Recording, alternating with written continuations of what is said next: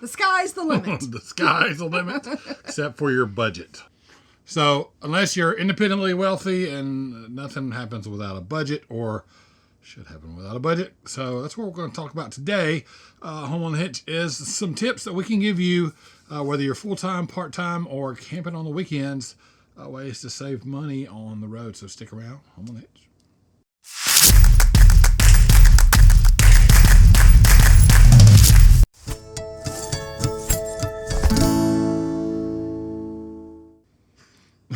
Paycheck's the limit. The paycheck's the limit. All right, guys. So welcome back to Home on the Hitch. Glad to have you here. I'm Thomas. I'm Melissa. If you haven't been here before, go ahead and give us a look-see and think about subscribing. Hit that thumbs up. Hey, if you watched our last video, we're kind of prepping, getting ready for a big trip in Alaska coming up in a few months. You're not going to want to miss that. But part of that is really trying to crunch down and focus on the topic of today's video, and that is trying to RV on a budget. We still work. We have income coming in. We have debt going out. A little bit less going out because we live this lifestyle, and that's part of what draws us to it. But we still have to plan for that. And planning for a big trip like going to Alaska for 2 to 3 months, really, you've got to crank it down and crunch some numbers. So Right. So you turn out to be living small so that you can actually live large. And we've been living small. Microscopic. For the past little bit trying to make this trip happen, but we're going to do it, and it's going to happen, and it's going to be a blast. So that's what we're going to talk about today. Hit it. So the first thing that you want to do is to set your budget. That's right. So what does that involve, Thomas? Money. So first you have to calculate your monthly income. You got to calculate your monthly expenses, and then that kind of gives you your variable expenses. You got to calculate those, and that's fuel, groceries, entertainment, the things that can vary. And then you have to prioritize all of this stuff. What's most, like food, rent, power, and you really need to get it down to what's going where, because it's so easy in this modern age to swipe the debit card and forget about it, and then in a month you don't know, you can spend $100 just like that on little stuff, and you have no idea where it went. What's your income, what's your expenses, and what things are going to cost. Fuel, groceries, and set aside money for your other goals, such as future travel or other expenses that may incur that are unexpected. Right. So there's a lot of ways to keep up with your expenses. My favorite way is I like to write everything down old-fashioned with pen and paper, but there are a bajillion apps out there that can create a budget and help you keep track of it, but you've got to put the figures in there. If you go buy something at the store, you've got to enter that in, or else your digital budget doesn't do any good at all. But vice versa, you've got to write it down as well if you're keeping track of it old-fashioned. But you can use apps, spreadsheets. Your bank will also provide a service where it will allocate where your expenses are going. Right. So you can kind of pull that at the end of the month and get a category or categorization, fancy words, of where you're spending your money, and that might help you trim something down a little bit. But you've really got to pay attention to where the money's going. So this is a big one, and this is up Mel's alley right here. This is a way that we can save a lot of money because it's a really easy way to spend a lot of money if you're not careful, and that is food. So what we've been doing is meal planning, or Mel's been meal planning, because you can go out and eat out, whether it's fast food restaurants in this day and age, 2023, and go to Chick-fil-A or something like that and walk out spending $40, $50 real quick like. So that 40 or 50 bucks goes a long way in your refrigerator for meal planning. Absolutely. Take it away, Mel. Food and grocery shopping is the quickest way to empty your bank account. Real quick. Yeah. So I get a lot of meal prep ideas by searching things like Pinterest. There's a lot of great bloggers who post already pre-made meal plans. So if you're just getting started, that's a great way to introduce yourself to how to meal plan. And then you can take those also and work them out to what you like to eat. Because not everybody wants to eat hamburger 5 days a week. No. Cheap. It's cheap, man, and I love it. So how do I meal plan? Yep. I plan. So typically what I do is I will buy meat in bulk, and then I will devise the meals that I'm going to make that week. And how do I do that? I shop the ads and see what's on sale. That will determine maybe what I'm going to purchase this week, and then I can rearrange my meals around that. I buy a lot of the same things every week so that they're interchangeable with whatever meals that I buy. So I have a list of my staples that you have to have on hand all the time, and then I make a list of whatever extra I need for that meal that week. So how do I set my budget? Well, I have a set budget of what I can spend each week, and then, but it's really hard to know, are you going to stay in budget when you go to the store? It's tough. So I use apps, such as the Walmart app. Well, there's Walmarts everywhere that we go, so we know that that's a consistent in our lives. The grocery stores do change, and the quality of the food in the grocery stores change drastically. And the price will change with that as well, though. Yes. I mean, you do get what you pay for. So I will use the Walmart app, and I will plug in under their shopping and put in my grocery list and the items that I need. Well, that pops up a price, and so once I have my list established on the app, it gives me a realistic total of what I'm going to spend.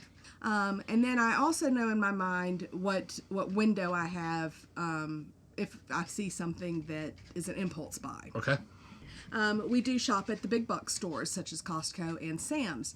I do prefer to purchase my staples and meat from those locations because I can get a better price, and I can bring it home and I can break it down into more manageable portions and freeze it. Vacuum sealer.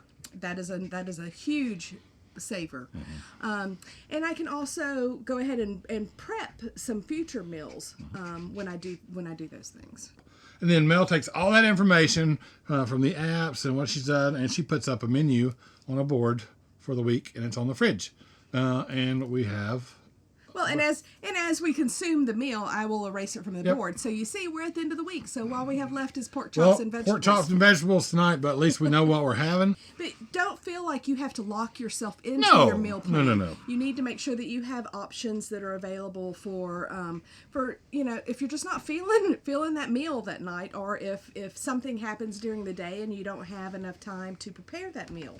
That you have a backup plan. So to avoid like impulse spending on food, when you're like, oh gosh, I don't want pork chop with vegetables or chicken with rice or whatever, she's always got something on tap, like burgers that are already pressed out with, we've got hamburger buns or hot dogs or stuff to make tacos or something like that. Those are cheap meals instead of going out and spending $40 or $50 at the pizza place or somewhere else.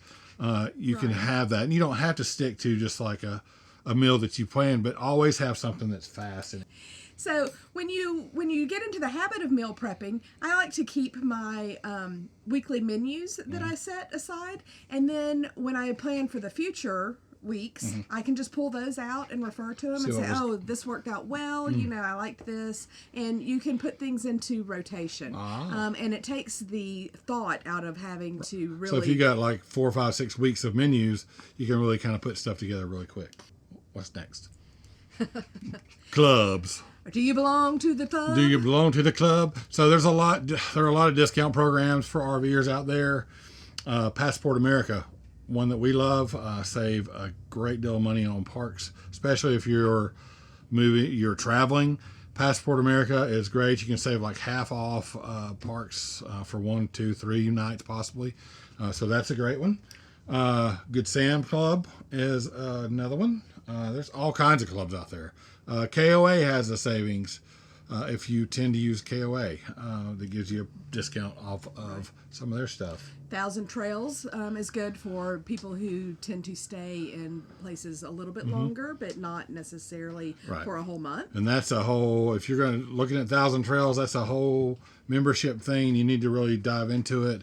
It's not everywhere. It tends to be along the coastal areas of the country. And we find that more full-time families enjoy absolutely. Thousand Trails. We did it for a little while, but it didn't really fit our style of travel, so we don't use it anymore. Let's see. I believe there's AAA has some benefits that are available. Military, if you are in or active duty, retired from the military, all kinds of military campgrounds out there. If you're retired military or active, the America the Beautiful Pass you get for lifetime. That's a big one. That's a good one, and that saves you on not only parks, the national parks, but also Corps of the Corps of Engineers. Engineers. And Anywhere. there's lots of campgrounds that are available through them. Absolutely. But if you can get a hold of the America the Beautiful Pass, which you can get that online, you can there's several. I think you can buy it at any national park. You can, and here's a little saving trick for you. You can purchase your national parks pass at REI, and you get membership points. Wow! So you get your cashback bonus applied. Amazing. Yeah. So America the Beautiful Pass is pretty much a must-have. All right. So one thing that may be different that you're going to find from park to park while you're traveling is usually. If you're staying somewhere for just a few nights, or you go somewhere for a week, you pay however much a night, and that's everything's included. If you're there for a month or 2 months at a time, you may get a price for the month, but it may not include electricity. You may have to do that separately. So another way to make sure you're saving as much money as you can on the road, if you're in that situation, is to be mindful of, even though you're in an RV, how much electricity you're using. And there's several different ways to do that. Right. So if you find yourself having to pay for electricity, you want to be mindful of what you're using. One of the best ways to save on the energy expense is to change out the bulbs in your RV. If it didn't come with LED bulbs in every fixture that you can possibly change it, make sure you change everything out to LED bulbs, because the energy usage with the LEDs is like microscopic compared to like the old-fashioned incandescent bulbs. It's definitely more efficient. Yeah. And it reduces the amount of heat that comes from the fixture. So you don't have to use the air conditioner as much, because the LED bulbs stay cooler a lot longer. You want to be mindful of your propane usage, all your energy usage. We have a tankless water heater, so it's really easy to stand in that thing for a long, long time. Now, it is more efficient than our old, propane electric 10-gallon that came with the RV as far as propane usage.